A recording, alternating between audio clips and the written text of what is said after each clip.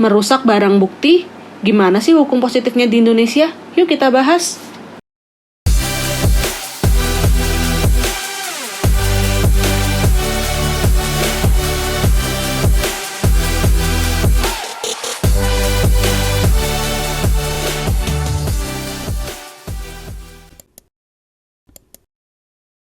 Hai Hukum Minders, aku Li, welcome to channelnya Hukum Mind. Gimana nih kabar teman-teman semua? Semoga selalu dalam keadaan sehat ya. Kalau kemarin kita udah pernah ngebahas tentang pembunuhan berencana, nih linknya bakal aku taruh di atas ya. Kali ini kita mau ngebahas tentang barang bukti yang digunakan dalam pembunuhan berencana.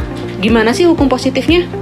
Dalam Kamus Besar Bahasa Indonesia, barang diartikan sebagai benda umum atau segala sesuatu yang berwujud atau berjasad. Sementara bukti memiliki arti benda yang digunakan untuk meyakinkan hakim akan kesalahan terdakwa terhadap perkara pidana yang dituduhkan kepadanya. Barang yang dapat dijadikan sebagai bukti dalam suatu perkara. Nah, sebelumnya kita sama persepsi dulu ya, bahwa ada perbedaan antara barang bukti dengan alat bukti. Jadi jangan salah nih, kalau alat bukti berdasarkan Kitab Undang-Undang Hukum Acara Pidana Pasal 184 ayat 1, alat bukti yang sah ialah 1. Keterangan saksi, 2. Keterangan ahli, 3. Surat, 4. Petunjuk, 5. Keterangan terdakwa.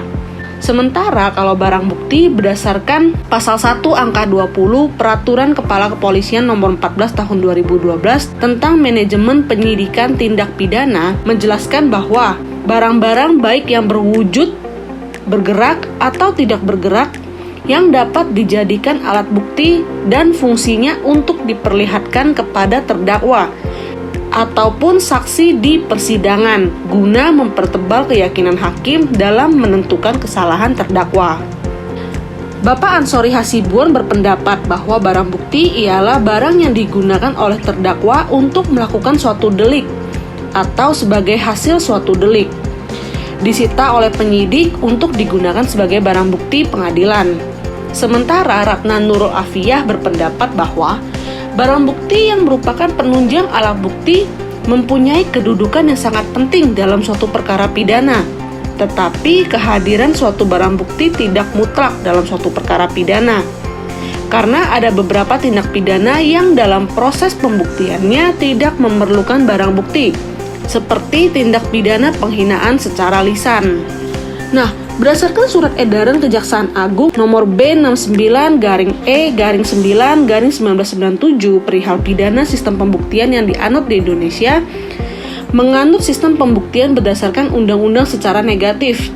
Yang artinya sistem pembuktian berdasarkan undang-undang secara negatif ini merupakan di mana seorang terdakwa yang bersalah atau tidak berdasarkan keyakinan hakim yang didasari atas cara dan dengan alat-alat bukti yang sah menurut undang-undang yang diharuskan dengan didukung alat bukti yang dapat membuktikan hal tersebut.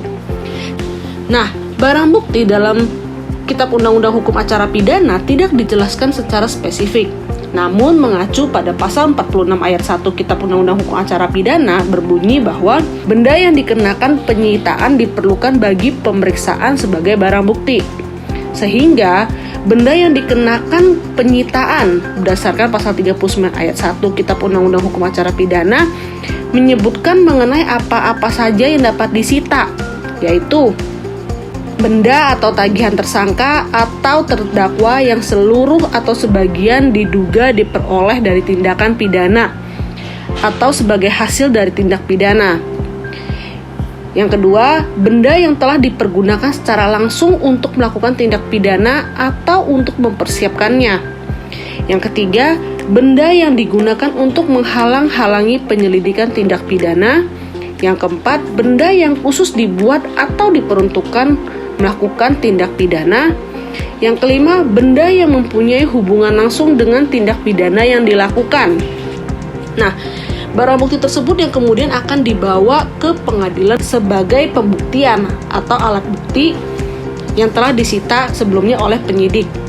Nah, terhadap perusakan barang bukti sendiri dapat diancam dengan pidana. Dalam Kitab Undang-Undang Hukum Acara Pidana pasal 221 ayat 1 yang berbunyi diancam dengan pidana penjara paling lama 9 bulan atau pidana denda paling banyak Rp4.500. Apabila 1. Barang siapa dengan sengaja menyembunyikan orang yang melakukan kejahatan atau yang dituntut karena kejahatan, atau barang siapa memberi pertolongan kepadanya untuk menghindari penyidikan atau penahanan oleh penjahat kehakiman atau kepolisian atau orang lain yang menurut ketentuan undang-undang terus-menerus untuk sementara waktu diserahi menjalankan jabatan kepolisian. Yang kedua, apabila barang siapa telah dilakukan suatu kejahatan dan dengan maksud untuk menutupinya atau untuk menghalang-halangi atau mempersukar penyidikan atau penuntutan, menghancurkan, menghilangkan, menyembunyikan benda-benda terhadap mana atau dengan mana kejahatan dilakukan atau bekas-bekas kejahatan lainnya, atau menariknya dari pemeriksaan yang dilakukan oleh pejabat kehakiman atau kepolisian maupun oleh orang lain yang menurut ketentuan undang-undang terus-menerus atau untuk sementara waktu diserahi menjalankan jabatan kepolisian. Sementara pasal 233 KUHP berbunyi, barang siapa dengan sengaja menghancurkan, merusak, membikin tak dapat dipakai, menghilangkan barang-barang yang digunakan untuk meyakinkan atau membuktikan sesuatu di muka penguasa yang berwenang, akta-akta, surat-surat, atau daftar-daftar yang atas perintah penguasa umum, terus-menerus atau untuk sementara waktu disimpan atau diserahkan kepada seorang pejabat ataupun kepada orang lain untuk kepentingan umum, diancam dengan pidana penjara paling lama 4 tahun. Nah, jadi jelas ya teman-teman bahwa barang bukti merupakan suatu barang atau alat atau objek yang digunakan untuk melakukan suatu perbuatan pidana yang akan digunakan sebagai pembuktian di muka pengadilan. Jadi barang bukti berbeda dengan alat bukti. Sementara terhadap perusakan atau menghilangkan barang bukti dapat diancam dengan pidana berdasarkan pasal 221 dan atau pasal 233 dalam KUHP.